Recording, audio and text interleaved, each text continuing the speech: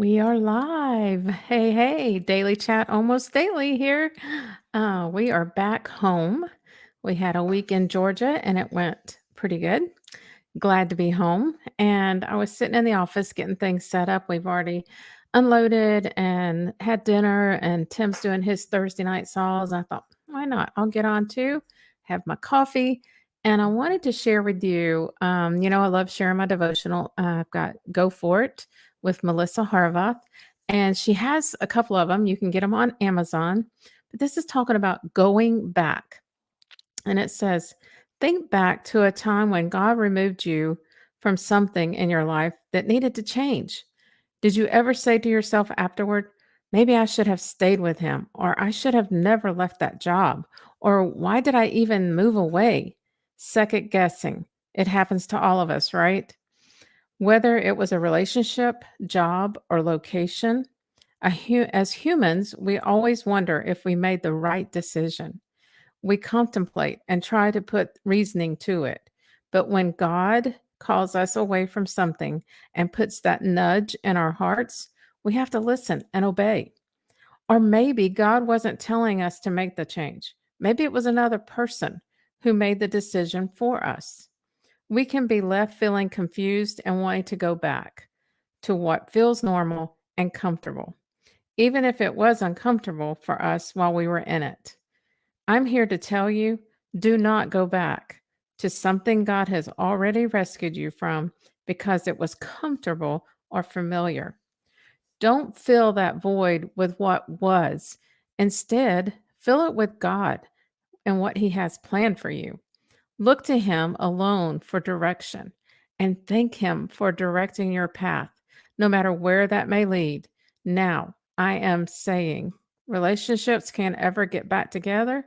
I'm not saying that relationships can ever get back together, but rather focus your heart's desire on the things that God has planned for you. And if He removes something from your life that was no longer serving you, don't chase after it. When we start living for His plans over our own, we're able to look forward, the future, and open arms rather than with anxious hearts. Go for it. Next time your situation changes, look at what's to come with an open heart and open mind. Know God is working in and through all things. When you want what was back, be reminded that God may have rescued you from it, even things unseen. And be reminded not to undo what he has done. Instead, turn your gaze to him and decide to rely on his plans alone. Remember, his thoughts are higher than your thoughts. Rest in that peace and trust. I just love her words. She's a very good writer. And again, this is Go For It with Melissa Horvath. And she just puts it all together so well. And every time it seems to meet me where I'm at. So I love sharing with you guys in the devotional. Always thank you for all that pray for us as we travel and back and forth and everything. So just wanted to bring that to you. And I hope that you guys have a wonderful night. And tomorrow's Friday. Yay. I've got a couple of podcasts to record this weekend. Got a new one releasing on Monday of Amber Kidd. You will want to listen to her story. And she talks about surrender, total surrender. Sometimes we'll surrender parts of things, but not totally.